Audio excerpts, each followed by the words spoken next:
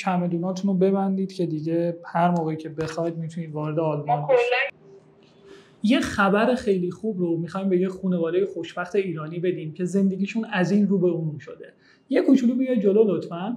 اینا ویزاهای این خانواده خوشبخت ایرانیه که همین امروز صبح از سفارت به دست ما رسیده. بیایید با هم این خبر خوش رو بهشون بدیم.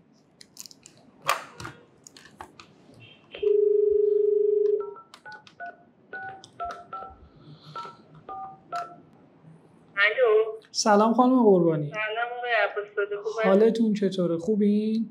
نه من که خوب نیستم فعلا. ای بابا چرا؟ دارم از استرس میمیرم. بعد اون اس‌ام‌اسی که اومد بهتون از سفارت؟ آره دیگه از اون موقع من همینطوری عین مرغ سرگندم. آخه ای بابا انشالله که خیر باشه. خانم قربانی ما همکارمون آوردیم پاسپورتاتونو. خب نمیدونم بگم بهتون. تو رو خدا عباس‌زاده مردم. خوشبختانه هر سه تاتون ویزا شدید.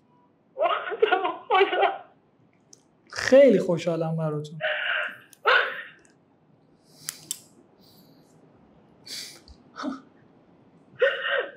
خوبید خانم قربانی؟ دستتو درد نکنم، زحمت شما بخدا. خواهش میکنم، اختیار دارید. باورم نمیشه زمان شد. یعنی تموم شد کارمون. تموم دیگه. برید رشت رو شیرینی بدید به نظرم.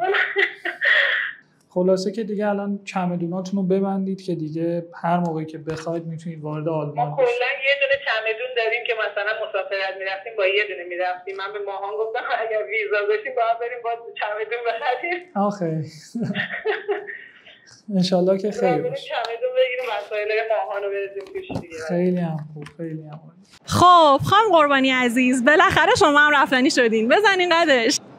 خانم قربانی عزیز، میدونین که خیلی ها الان آرزوشونه که جای شما باشن. حستون چیه؟ خب واقعا خوشحالم تلاشم به نتیجه رسیده. خیلی هم خوب. شما چطور آقای خوشنمک؟ منم خیلی خوشحالم که هم همسرم خوشحاله هم پسرم.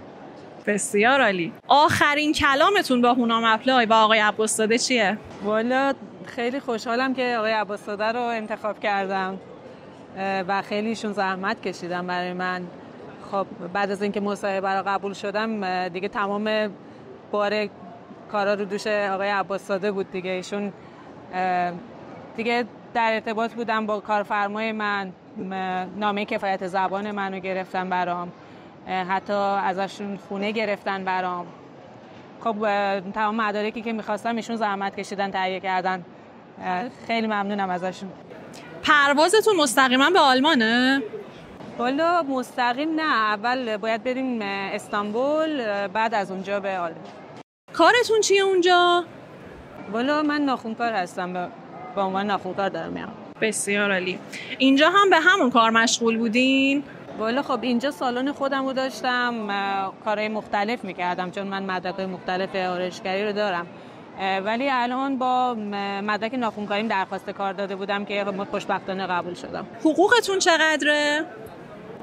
والا برای آوسبیلدونگم 2400 یورو در نظر گرفتن.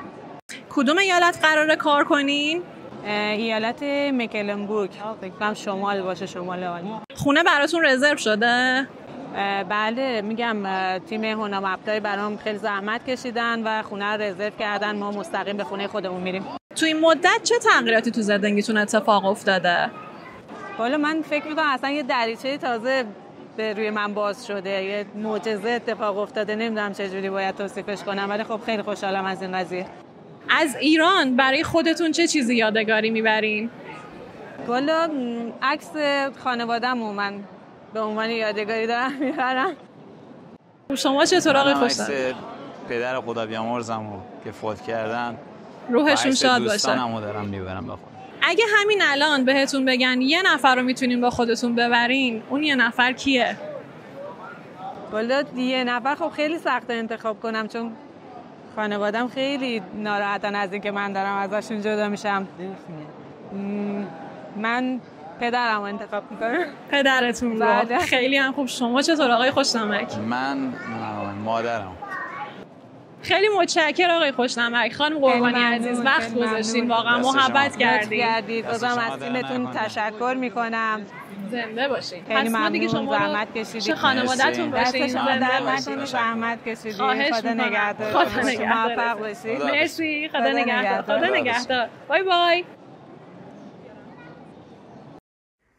این ویدیو رو میگیرم برای مجموعه هونام اپلای که ازشون تشکر کنم که کمک کردم من بتونم بیام آلمان و این همه آرامش رو به من هدیه دادن و همچنین از آقای عباس‌زاده یه تشکر ویژه بکنم که کمک کردن پسرم و همسرم هم تونستن همزمان با من بیان و با هم دیگه اینجا باشیم. خیلی ممنونم آقای